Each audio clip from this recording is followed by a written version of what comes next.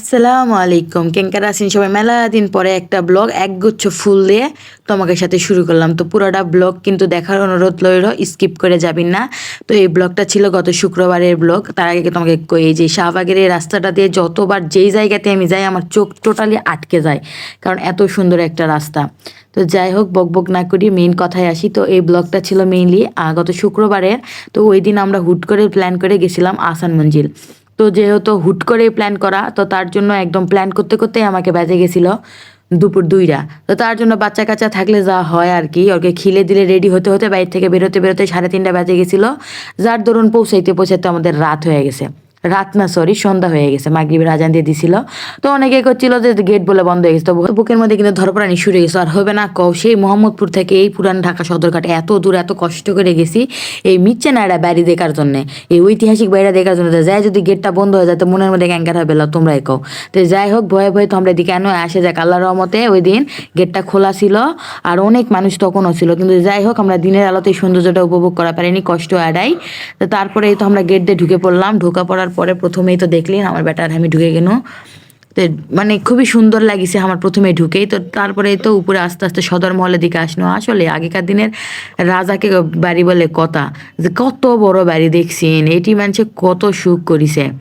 তো যাই হোক, এখন আমরা মেন দরজা দিয়ে ঢুকে যাবো। তার আগে তোমাকে কেন পুরোটা ঘুরে ঘুরে দেখাচ্ছি না, এটা মনে হয় রাজাকে বৈঠকখানা ছিল। তো সব কিছুই এখন এই জায়গায় জাদুঘর হিসেবে সংরক্ষণ করে তুলছে। তো মানুষ কথাই কয় না যে জীবনের সফলতা পাইলে বলে সেরা লুঙ্গিও হয়ে যায় আর একজনের জন্য প্রতিকৃতি। তো যাই হোক, এই তো সবগুলা দেখনু, দেখে টেকে তো মেলা মানুষই ছিল। সন্ধ্যা হয়েছে হিসেবে যে মানুষ কম এমনটা কিন্তু নয়, তখনও কিন্তু মেলা মানুষই ছিল। তো সবাই সবার মতো করে ভিডিও করতে ব্যস্ত। আর এটা ছিল হচ্ছে রাজার পিয়ানো টাইপের কিছু একটা। পিয়ানো টাইপের না, পিয়ানোই। তো দেখছি আগেকার যুগের কত আগের এই পিয়ানোটা, তারপরে কি সুন্দর করে লাগিয়েছে। আর আগেকার যুগে মানুষ হিসেবে ডেকোরেশন দেয় কত সুন্দর করেছে। আসলে মানুষের মাথায় কত বুদ্ধি, তাই লয়? মানুষের আসলে বুদ্ধির কোনো শেষ নাই। সব থেকে ভালো লাগছে আমার এই ফ্যান ঝুলানোর সিস্টেমটা। এখনকার সময় আসে কিন্তু ফ্যান এইভাবেই ঝুলে থাকা উচিত। তারপরে এই যে রাজারকে ড্রেসিং টেবিল, খাট, পালং সব এই জায়গায় ছিল। এত বছর হয়ে গেছে তাও কিন্তু কিচ্ছু নষ্ট হয়নি। তারপরে ওই যে দেখো, এটা কিন্তু হ্যামি, এটা হচ্ছে রাজার প্রজারা যে বসতো সেই সিংহাসন। তো তারপরে এই জায়গায় ঘুরে ফিরে দেখি কিন্তু সব কিছুতেই লেখা ছিল যে ছবি তোলা নিষেধ, হাত দেওয়া নিষেধ। কিন্তু বাঙালি আমরা ভাই, কে শুনবো কার কথা? সবাই যে ওগুলান জায়গাতে আমরা আগে করে বেশি করে ছবি তুলিছি আর ইয়া করেছি। তারপরে যে আমার বেটা কোনো না ভিডিও করে দেয়, আমার বেটা আমার ভিডিওটা করে দিছে।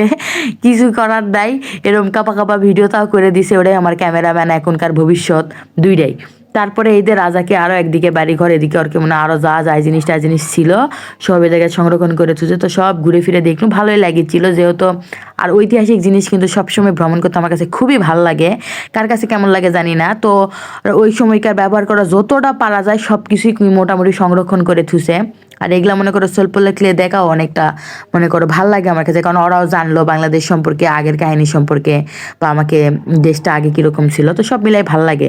তারপরে আসি মেন কথায়, দিয়ে এদিকে আসো, তোমাকে ক্লিয়ার যাই, চলো আসো। তো এই দেখো, এই জায়গা রাজাকে ব্যবহার করা আইসক্রিম খাসে, কাঠ, মাটি সব এভরিথিং, ভাত খাওয়া হাতা চামচ সবই আছে।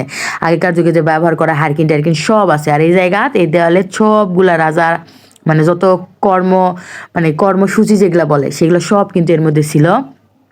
এই যে দেখো এই জিনিসটা, এটা হচ্ছে রাজাকে ওই সময়কার ব্যবহৃত হারিকেন। মানে কি একটা অবস্থা, মানুষের কত বুদ্ধি ওই সময়, মানুষের কতই বুদ্ধি ছিল, না হলে মানুষ এইরকম হারিকেন কিভাবে ওই সময় থাকে। আর এটা হচ্ছে সেই তখনকার মানে আহসান মঞ্জিলের ছবি, যখন মনে করো এই রাজত্বটা ছিল। তো যাই হোক, সবগুলো এগুলো আমরা খুব ভালো করে দেখি চিনিয়ে দিয়ে। কিন্তু আমার ছোটো বেটাকে আমার স্বামী তখনও আসেনি, কারণ ওরা মোটরসাইকেলে ঘুরতে অনেক বেশি জ্যাম ছিল, ওরা একটু পরে আসিছে। তো আমরা দুই মা বেটা আগে আসে ছবি টবি সব তুলিছি। তার মধ্যে এই শোপিসটা কিন্তু আমার অনেক বেশি পছন্দ হচ্ছে, মানে মনে হচ্ছিল যে ওর থেকে লেই, কিন্তু ওটা তো হাত দেওয়াই যাবে না। তো সবগুলো এই জায়গায় দেখলো, সাথে সাথে তোমাকে ওকে একটু দেখানো, সব মিলেই খুব ভালোই লাগলো। তারপরে যে ভিতরে আসলে যে এটা মনে হয় রাজার ব্যবহার করা খাট। আসলে এই জায়গায় সব তো লিখে দেওয়া নাই যে কে কোনটা ব্যবহার করেছে, খালি সংরক্ষণ করে থুছে এতটুকুই। তো ভালোই লাগলো, এই আয়নাটাও কিন্তু মোটামুটি ভালোই লাগলো। এখন মানে সব আগেকার যুগের যে মডেলগুলো ওগুলো এখন আপডেট ভার্সন করে কত কিছু নামিছে। আর দেখো এই জিনিসটা দেখো, এটা হচ্ছে আগেকার যুগের আমরা যে ফিল্টার ব্যবহার করি সেই ফিল্টার টাইপের, দেখছেন কি সুন্দর তাই না? আসলেই আগেকার মানুষের কাজ কামের মানে নিখুঁত ছিল, এখন তো সব কিছু ভেজালে ভরে গেছে। তো যাই হোক, এদিকে তো মনে করো এটা ঘুরে টুরে আমরা তো ইচ্ছা মতো ওই জায়গায় কতগুলো ছবি তুলিছি।